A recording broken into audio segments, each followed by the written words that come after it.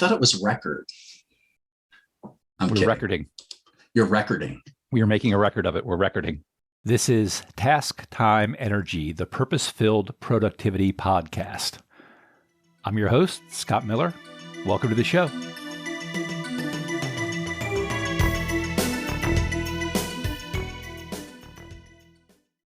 Welcome, everyone. Our guest today is Chris Ryan. Chris is CEO and co-founder of Silverquicken. And I love, Chris, this description on your website. It says, we are a team of teachers, parents, and education industry veterans, bringing our greatest skills and efforts to bear on a common purpose, igniting wonder and joy in education. So, thanks. Yeah, that's our mission and our vision. So, and who we are. Yeah. And we definitely want to talk a little bit more about Silverquicken and exactly what it is and exactly what you do. Just want to share a little bit of your background, your interesting background with people. So you have a BA in physics from Harvard University. You taught high school physics and chemistry for a while. You have an MBA from the Duke Fuqua School of Business. Well said. It is Fuqua, and they taught us that.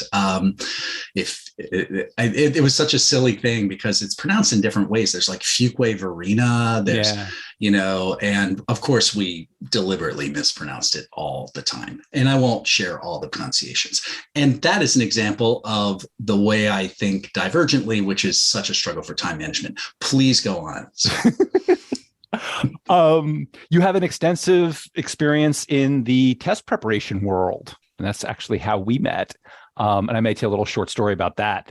But before we do, I'd love to know what else, like fill us in a little more. Tell us a little bit more, because every time we get together, or almost every time, you mention something about your background, your education background, work experience or something. And I go, wow, that is so interesting. So I'd just love to hear you talk for however long you want about a little bit about your background. And then tell us more about Silverquicken. Sure. Let's see. When I was a little kid, I kept trying to control the wind.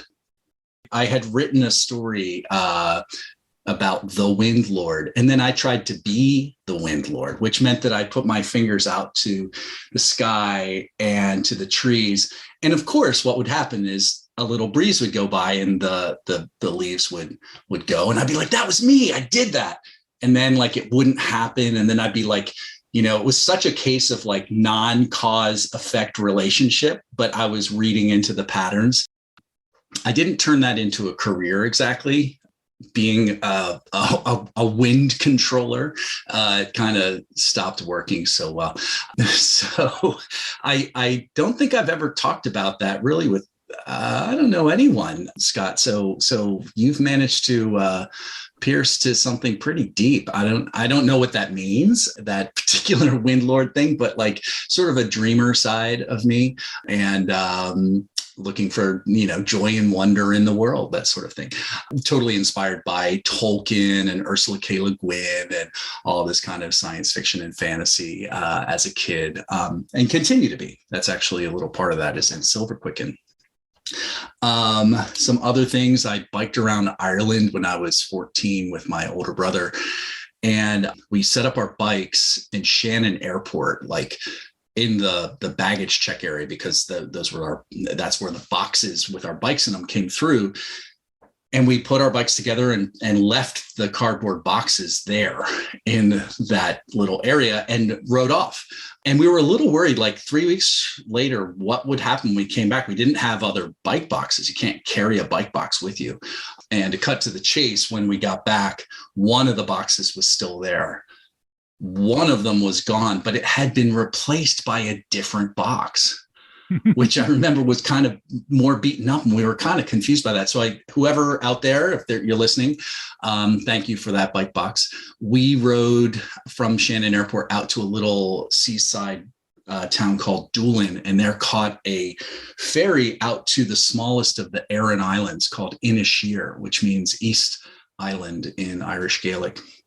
And that night, in the middle of the night, my brother shook me awake. He's like, I'm so sick. There was something he had eaten.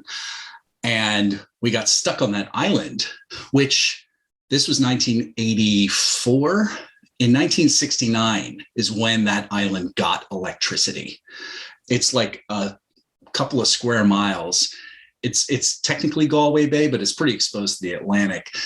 It's crisscrossed by stone walls everywhere with like little tiny fields, like smaller than a room, where you might find one sheep plunked that's kind of like, what am I doing here? And there's some grass growing on soil that had been carted is the wrong word, curraghed over. The curraghs were these leather canoes that the islanders, they would bring soil and mix it with seaweed over, and that's how they had grass. So anyway, that next day, my brother was laid up, and there wasn't much to do other than walk around this island, kind of crisscross it, and then talk to people. And that's when I learned my first words in the Irish language, Guramahagat. That's 4 words actually, which means thank you. May there be good at you. So I resolved to go back someday and learn more Irish. And so I did when I was in my 20s. I lived in Galway, which was not far from Inisheer, and studied Irish Gaelic at what was then called University College Galway, is now National University of Ireland, Galway. Anyway, so Tome ag Lauert Gaelga nish lat. I'm now speaking Irish with you. So it's an extremely useful skill that has that I've parlayed into fame and fortune, as you can see. And so if you let me keep talking, it's going to go from here out into beyond the observable universe. So rein me in, Scott. Okay, I'm going to reel you in. I'm reeling you in, Chris. I've already learned a couple things about you that I didn't know before, which is really cool. I'm wondering, did your interest in being the Wind Lord, did that translate into your interest in physics, or how did you get interested in physics? Yeah, I got interested in physics because I really liked math and got kind of far ahead in math, and came to calculus before coming to physics, and was fascinated to learn that calculus had been invented in order to do physics. Like one of the inventors, Isaac Newton, Sir Isaac, if you're frisky, Isaac invented calculus in order to express his physical laws. And I just found that fascinating, that math kind of worked in the real world to describe how the universe worked. I guess I knew that there was science, but I thought a lot of science was just naming things and kind of watching things before that. And then, whoa, wait a second, there are actual like mathematical laws underneath this all. And so I became really interested in learning more about those, less to do it to discover another particle or something like that. The sort of hunt for that didn't itself fascinate me as much as the fact that it's comprehensible at all, and also weirder than anyone possibly could have imagined. So each layer I peeled back as I learned more and more physics doing the degree was fascinating.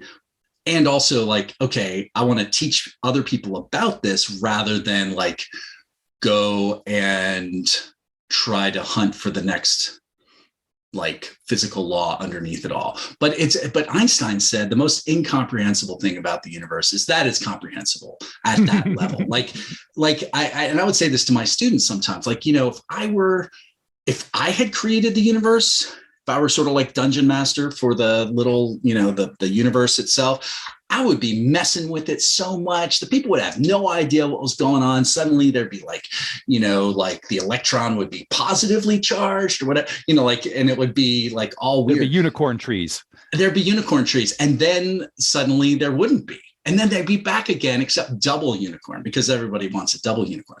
So yeah, it's still super mysterious and cool, and how the power of our thinking, which seems to be, like just something that we inherit as humans, or that we're somehow born with, and then develop our logical skills to observe and to reason, then actually lead somewhere with the universe. That like, from a couple of postulates, Einstein comes up with the theory of relativity. And it's bizarre and it's cool. And like, so I just am in awe of both our ability to reason about the world and come up with the findings we have, and also about the world itself, that it's just really freaking cool. Yeah, it's always interesting to hear how people got into teaching, because my path to becoming a teacher was very unexpected. And talking about teaching, just briefly side journey, and then I want to get into Silverquicken, but how Chris and I met for our listeners. Chris, you were working for a company called Manhattan Prep, one of the things that you did is you're a GMAT instructor. So you have your MBA from Duke, and the GMAT is the test that people take when they are going to business school. It's the admission test for business school. I applied to Manhattan Prep to be an LSAT instructor, which is the test for law school. And just to give people a little background, with Manhattan Prep, there was this long and torturous tribute to medieval torture that you had to go through just to get a job as a teacher there. You had to have a 99th percentile score just to send in your application, send in your resume. And then if you got accepted for the application process, there were I think 2 or 3 online auditions you had to go through. If you managed to pass them, then they would fly you to New York for an in-person audition, which was several hours of torture with several of the experienced instructors acting as your students and observing. And when I got flown in for my in-person audition, it just so happened that my audition was on Halloween. And I actually briefly thought, should I wear a costume? This seems like the crowd where I could get away with wearing a costume. You could have. Yes. And I didn't. I brought candy. I did bring candy, but I didn't wear a costume. However, I think most, or at least several of my evaluators did wear costumes, including you, Chris. You were dressed as, tell everybody. I was dressed as Saul Goodman because it's all good, man. Yeah, so Saul Goodman comes walking out from Better Call Saul, and there you go. And I don't know if I told you, did I tell you the story of that suit? No. Oh, I think you did. You got to tell the story. You got to tell the story. I'll just tell the story. So I don't own a whole lot of suits. And at that point, I didn't own a whole lot of suits either. But that particular suit was this nice suit from Ralph Lauren that I had gotten handed down to me from my brother, who then, when I told him this story not so long ago, he said he had gotten it there was some extra layers to the story where he had gotten it, which I don't recall now, but that suit went on its own journey, and I had gotten it back in the 90s from my brother. So here it is, almost 20 years later, this suit has seen its better days, but it turned out to be kind of a good looking Saul Goodman suit. So I said, okay, I'm going to wear it. And I wore it that day with, the worst tie and a bright orange shirt and everything. And partway through the day, Liz Kreischer, who I worked with, suddenly calls to me urgently and says, Chris. And I'm like, what?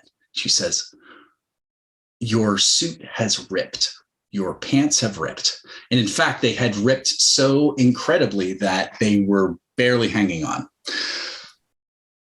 This was the middle of the day. I'm not sure if we had our meeting yet, or I think mine was at the end of the day. This must have been before my audition. So forgive me if I was a little distracted during your audition, because what I did was grab a stapler. Didn't have a sewing kit, so stapler will do. Right. And I went into the bathroom and I stapled my suit back together, my suit pants. And let me just say that should be and was an emergency fix. It's just I'll leave it at that. You can just imagine my discomfort from that point forward during the day. Yeah. I would imagine if you're, heading to the Oscars in your Ralph Lauren suit, you don't want to have to grab a stapler and do an emergency repair that. Yeah. This suit started at the top and ended up at the bottom, sort of my bottom. Sorry. Had to do it. Thank you for sharing that story. I've heard that story before, and that's a good one. Okay. Let's talk about Silverquicken. Tell everybody about Silverquicken, because this is such a cool thing, and I would love people to know about it.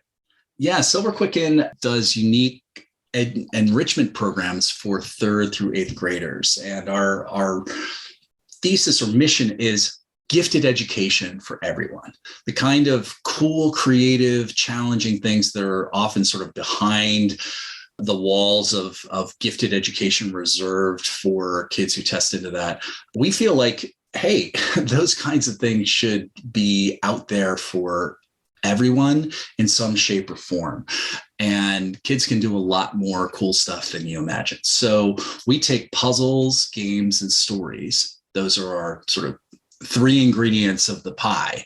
And the cool thing about each of those things is they're all, if they're well done, intrinsically motivating to kids. They're fun. That's what you lead with. So a puzzle is fun to solve. A game is fun to play and maybe even to win. And a story is fun to finish, to learn what happens next and imagine what happens next. And so all those things pull you forward naturally. It's so funny because you and I met through possibly the most extrinsically motivated side of education there is. Standardized tests, like They are extrinsically motivated. I'm doing this not because of the inherent love for the GMAT and the inherent love for the LSAT, but because I have to jump through the hoops. And I think one of the secret sauces that you and I applied while doing test prep is, hey, well, given that it's so extrinsically motivated, what can we find that's fun in it? What can we find that is actually kind of cool and self-motivating? Isn't it fun to work out this logic puzzle? Isn't it kind of like cool to learn this math that once upon a time you hated and now you're actually doing it and you're finding it kind of interesting? So we could surprise people into kind of discovering, one, the fun about it, and two, their own abilities when, this extrinsically motivated thing is so stress producing. But we in Silverquicken lead with things that are intrinsically motivating, fun, and then you can bake into it a lot of rigorous challenge. So a kid will work on a puzzle for days sometimes in one of our programs. The kinds of programs we do are after-school programs in person at different schools, and we also send kits home, kind of escape rooms in a box that allow kids all around the country actually to go on quests. We call that Quest Club. And each quest is a little story involving the Silverquicken characters and involves a number of puzzles that the kids solve along the way with the Silverquicken characters. So those are the things we're doing, and it's going well. We're talking next week to the, depending on when you're listening to this, at some point to the National Association of Gifted Children, at the National Association for Gifted Children conference about the power of puzzles. So we're trying to reinfuse joy and wonder into learning and really help sort of wake kids back up, in a sense, out of not just pandemic learning loss, but in general, for some kids, school can be kind of a downer place in those years when you start to feel like you're being sorted, you start to feel like you're maybe falling short, and we're an avenue to have fun while you're learning and discover really cool things that you might not have known about. And I can say we did get one of the Quest Club kits for our niece, Frances. My wife and I did. You got Frances's thumbs up of approval. I have seen firsthand that kids actually do find these interesting. That's so meaningful. Thank you. Yes, we're excited about that. And I love what you're saying about bringing these tools and resources that are often reserved for gifted kids, or gifted kids are the ones who are exposed to this, and you're making that available for anyone. Yeah, when you quote unquote are labeled gifted, after that point you're in the club, right? So you get to go to some gifted pull-out program, or there's some special things for you, and you're not in a sense being assessed at that point. You're just having fun learning, and the teacher's bringing some cool things out. In fact, some of our Quest Clubs are used in gifted programs in various states. And so we're saying, like, hey, you can be part of the Solvers Club. You can become a solver or a quester anywhere. And why not?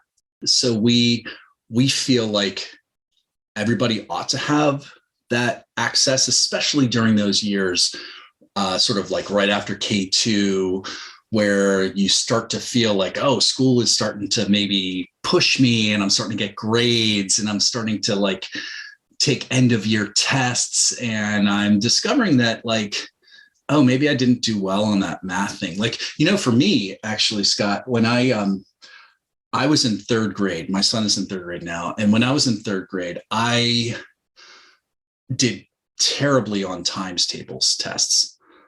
Like, I would write out the 15. It would say 3 times 5. And I would take forever to write out the 15 because I'd write the 1 with the little hat and the foot, and then the 5 with the neck and the belly, and then come back for the head. And that, oh, time's up.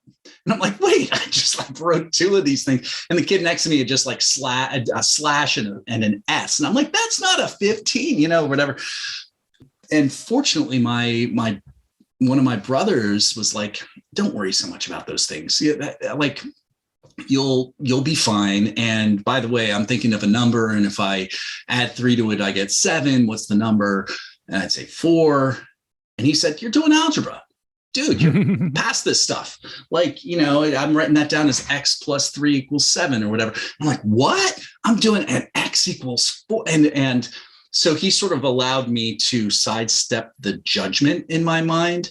But for so many kids, they get hit by that times tables test in school. And then they say, oh, math sucks, or I suck at math, or both. And like, and then that becomes a downward spiral, which actually relates to the time management thing, because it's very related to like procrastination. So you push off, you feel bad about doing that math homework at that point. And so, because that you're going to confront this thing that you don't like, and it's going to make you feel, it's going to challenge your sense of self. And so you push it off, and then that guilt gets wrapped further around that task.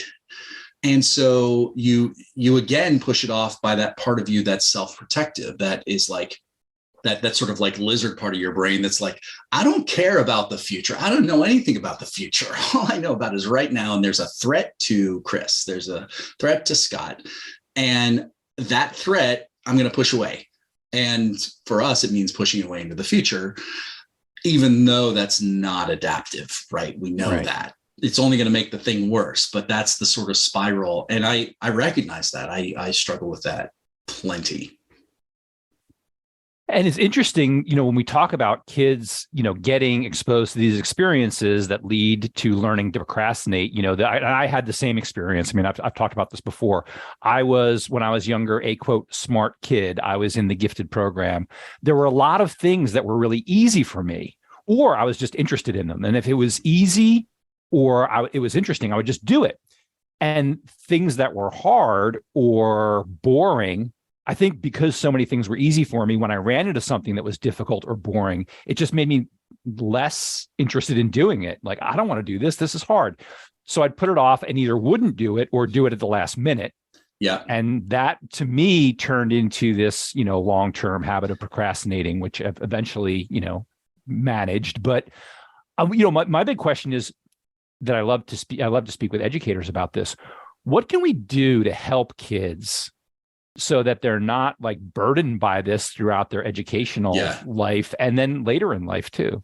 Yeah, it's a really, really great point. And I totally hear you. Often the kids like you and I tested into gifted as well, and also found that I interpreted struggle as a negative thing. Mm-hmm. Struggle meant that, one, I was not used to struggling because so much of regular schoolwork was quote unquote easy for me. So I just zipped through it and turned it in, except for those times tables tests. But the rest of it was simple. And I took a struggle to mean, oh, I shouldn't do this, and didn't learn how to struggle. So that's one of the things we do in Silverquicken is we're trying to normalize struggle. And we find, especially with the gifted kids who are doing Silverquicken stuff, it's a struggle, especially if they're double E, where they've also got some other exceptionalities in addition to their giftedness. It can be really hard for them at first to learn to struggle. You said 2 adjectives. You encountered something hard or something boring. And what we're trying to do in Silverquicken is often tease them apart to say, this thing's hard, but it's super interesting. Right. So we're going to trap you. We're going to honeypot you Scott, you're going to like just get pulled into doing this puzzle. That's the power of puzzle. That's what we're talking about. It's like, we want something that's really hard, but that's also attractive and sort of blends this thing together where like, oh, I want to figure that out. And it gives you little breadcrumbs along the way. Some of what I think the answer to your question is we've got to redesign things that kids are encountering. We either ask them to do boring, easy stuff. And actually, a lot of the stuff that we do is sort of grunt work. We don't really ask kids to struggle in school enough, struggle in the right ways with guidance. And then we don't make the tasks that are really hard, that are really tough to figure out. We don't give enough guidance, and we don't make them inherently attractive enough. I think there's use, absolutely, for the extrinsic motivation in school. Our friend Dan Gonzalez is all about like, hey, let's have kids see how this translates into, let's have them do real things in the real world. They can do more things that are useful. I completely agree with that, but I also think that there are things that just need to be fun for their own sake, and especially early on at the ages I'm talking about, like 3rd through 8th grade. We need to redesign both the tasks and the teaching such that we have hard and fascinating stuff at the same time. The boring stuff, we should try to like minimize. Easy stuff, well, we've got to find that right sort of like Vygotsky's zone of proximal development, where you get into a flow state, meaning, oh, this is hard, but not super frustrating for me. The boring end or the frustrating end. How can we widen that middle where I'm going to keep engaging with this and get into a flow state? And hopefully that's with some other people. It's also about teasing out the sort of like value judgments and that's one of the other powers of puzzles. It's like, hey, this isn't an assessment. It's sort of silly. There's a game playing aspect to it, which allows you to have less ego and sort of like your own self and your identity is not at stake with this puzzle as much. So if we can sort of lower the stakes, increase the fun factor, and tie it to things that are hard, then we can get kids to get used to more struggle. And then that gets to the procrastination. Because if we normalize struggle and we have kids feel good about struggle, it's like, and a lot of times I think some of our extracurricular activities that we have kids do are sort of the best models for them. We have sports, we have drama, we have all kinds of other sorts of clubs where we learn practice makes better. And hey, we got to put in some work and so forth. And we see they see sort of that growth through productive struggle. Those metaphors we bring back to academics. Wouldn't it be great if academics were kind of structured that way to begin with? Yeah. As opposed to, well, we're going to cover this chapter, we're going to do it really fast, and then I'm going to test you on it. And if you didn't get it, okay, well, on to the next chapter. And we have this like super broad coverage. Gosh, Scott, I struggle with procrastination to this day. It's almost like I've come to realize like I don't want to make an inappropriate analogy, but it is the kind of thing where I feel like this is both a strength and a weakness for me, that I have low walls and I'm distractible. So when you're introducing me, I'm going to immediately go off on some tangent. That is a source of power for me to help create Silverquicken. And a lot of our kids have low walls as well, where they're going to see connections between things. And they should see that as a power and as a strength, but also set up systems to counteract it and recognize, okay, well, that's like, sometimes I'm a fish and sometimes I'm in water and sometimes I need a bird to carry the bowl with me in it through the air. Right. You know what I mean? Yeah. I need a fish tank on wheels to get I need a one fish pond tank to the on other. wheels. Yeah. Right. And so, trying to walk as the fish, well, maybe some of our distant ancestors did that and good for them.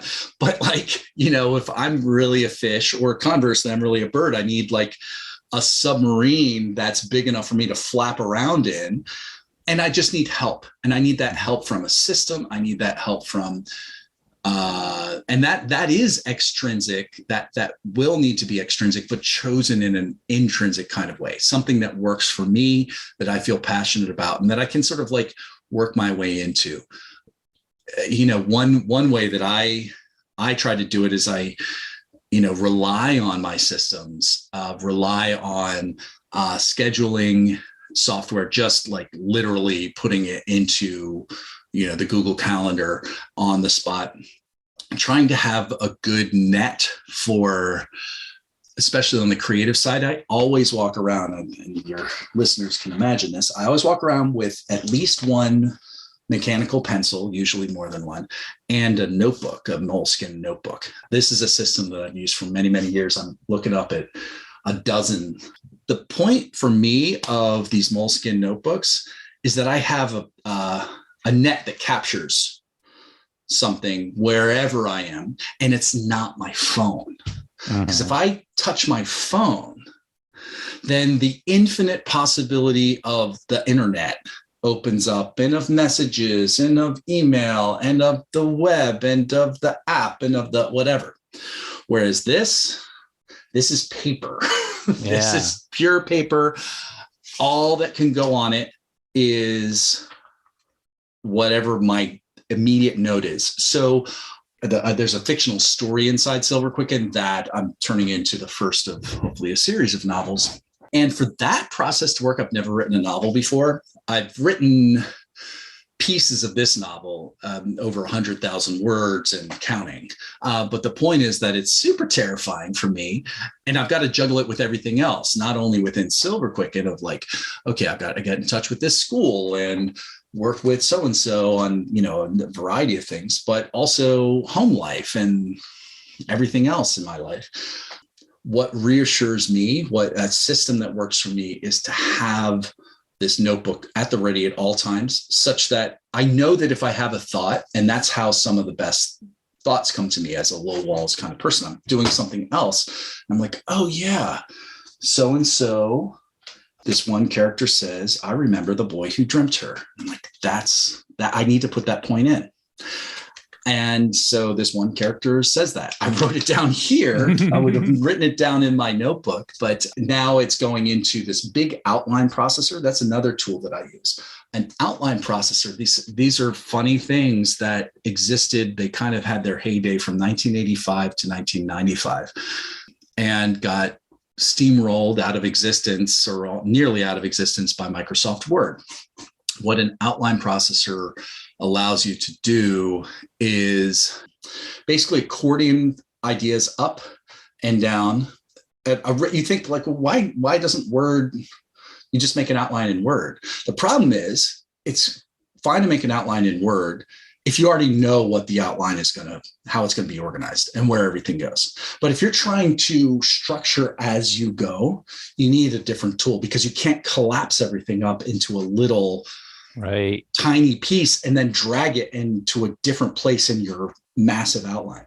So I have two massive outlines within an outline processor called Inspiration. And this thing survived the steamrolling of Microsoft Word by hiding out in education, because it's also a graphical organizer, like mind mapping and stuff like that. I never use the mind mapping side of it. I use purely the outlining. And in fact, another former prepper who's written a number of screenplays, he and I years ago both like grooved on, hey, you use an outline processor too for your creative writing and so forth, because it allows you to, I have one that's my novel outline, and I can go as deep as I want and then close up and look at any level in any collapsed way or restructured in any kind of way I want. And then I have another one that's the Encyclopedia Argento Celeritator, which means Silverquicken in Latin. and hey, it's Chris, my encyclopedia. Let me pause you for a second, because your role, which is awesome, and there are some awesome things that you just mentioned that I really want to highlight and recap. I want to make sure that people who are listening walk away with this to think about a little bit. One is, you talked about the way we perceive struggle, which I think is so important, because I think there is a tendency, and maybe this is a normal human, like psychological tendency, to view struggle as bad. Yeah. Struggle is bad, and then when we face challenges and we feel that sense of struggle, we associate it with bad feelings, bad emotions. And there's imposter syndrome if you are part of a group that, labeled gifted or labeled advanced, and all of a sudden you're struggling with the next level, then you might think, oh, I don't belong in this group anymore. I think that's part of it, is that's the message that gets reinforced, because we look at the people who don't have to struggle as the gifted ones, and the people who are struggling, rather than saying, hey, you're struggling, that's great, you're probably going to learn something if you even think of that word, struggling. You're struggling. That could be a super positive thing, but we mean that like, wow, you're about to drown. Yeah, exactly. And I think it's just normalizing struggle and recognizing it as something valuable. Yeah. Like, that's one of the things I really enjoy doing on this show, is to have someone who's, yes, has the MBA from Duke and the degree in physics from Harvard, and to hear you say, oh yeah, procrastination, that's like a big deal. Like, and that you also struggle with these same things. Oh my goodness. I barely got my physics degree from Harvard. I ran into this buzzsaw because I aced high school. My first year of Harvard, I was far ahead in math and physics, so I aced those classes. And one of those classes was set up in a way that was terrible for me personally for this tendency. It had what were called resurrection points, which means any homework assignment or any quiz or any test that any points you didn't get on those things came back on the final. So you could make the final worth 100% of your grade. Wow. And one class I pulled out an A from that freshman year. Let's reinforce procrastinating. And so then I kept treating, in my junior year, I treated some classes as if they had resurrection finals, which didn't have resurrection finals. And I remember my thermodynamics professor said to me, you got an A on the final. Why didn't you turn in your homework? I have to give you this C. And I'm like, I know. And I can viscerally feel the shame that came about through another class that I also bombed and got the lowest grade in that class. It was posted on this Nobel Prize laureate's door and everything. And then I managed to come back and get out of there with an honors level. But it was junior year, I had totally fallen into procrastinate, and you can pull it all back on the final, even when that's a terrible strategy. Yeah. And you talked about systems too, your notebook. I mean, this to me seems like an important piece of it, because when I'm working with adults, when I'm coaching adults who want to improve their time management skills, that's a lot of what we talk about. And, I might suggest different systems like bullet journaling, like time blocking on a Google Calendar. There are lots of great systems out there. It's funny that you mentioned the outline processors, because when if people ask me about apps, one of the most useful ones that I've found is called Task Paper, which is basically, it's for Mac and for iPad. It's an outline processor, and it simulates, making outlines on paper.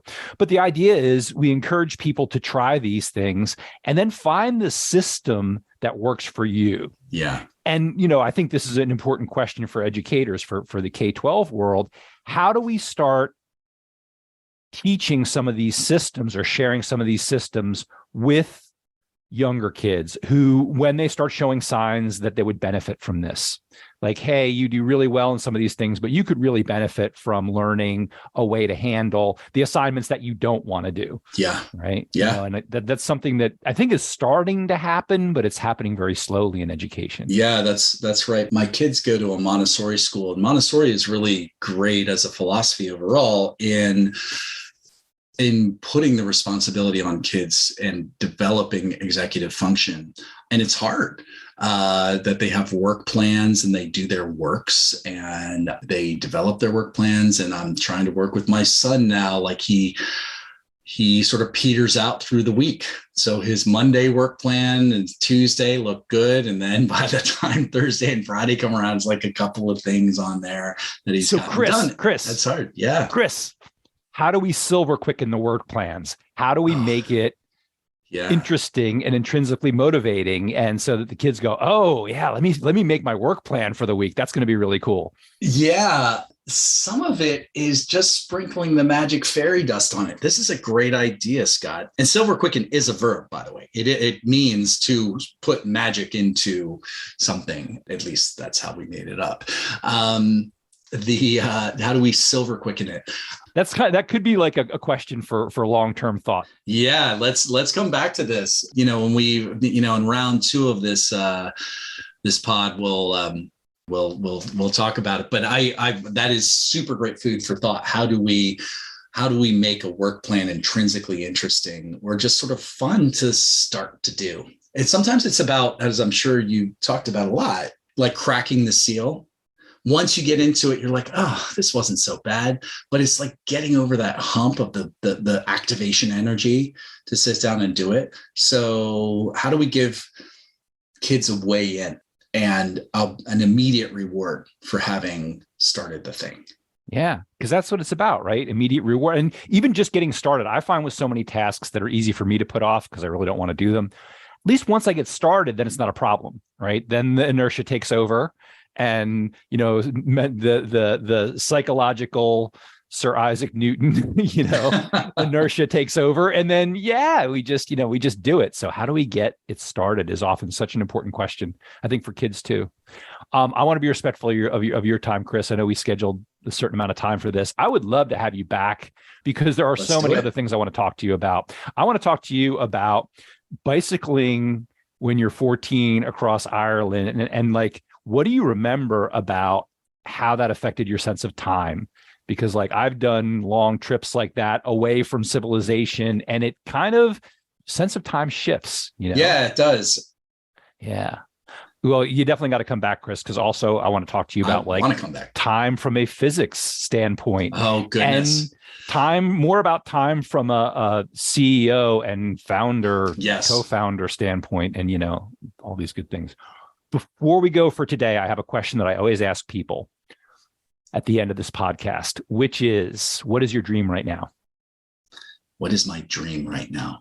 My dream right now is to get the revised version of the Silverquicken novel done by a certain time in 2023, which I won't I won't commit to on this podcast. That's okay. I want to, and it's very daunting, but also super energizing. So I go back and forth between measuring it and not measuring it. And it takes place in the dream world. That's both the act of writing this fiction and the fiction itself is about a dream school, a school in the dream world, which is Silverquicken.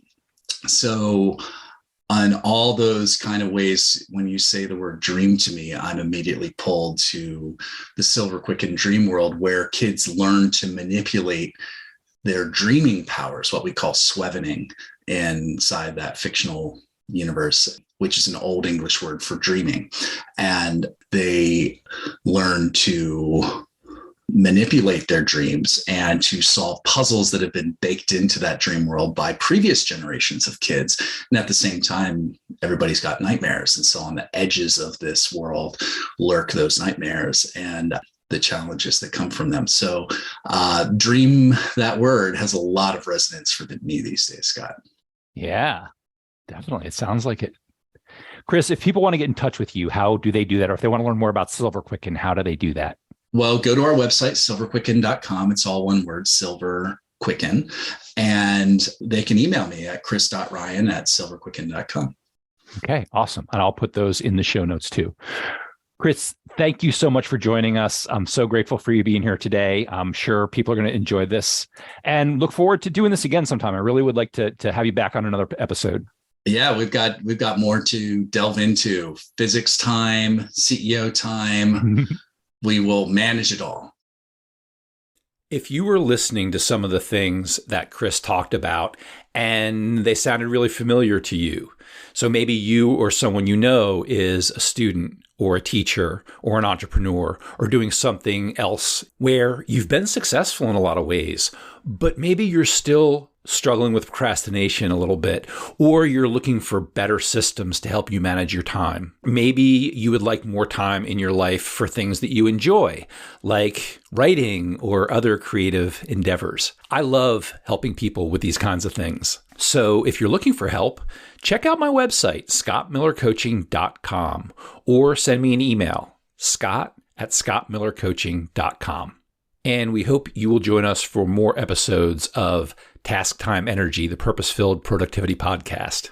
You can find us on Apple Podcasts, on Spotify, and on other podcast players.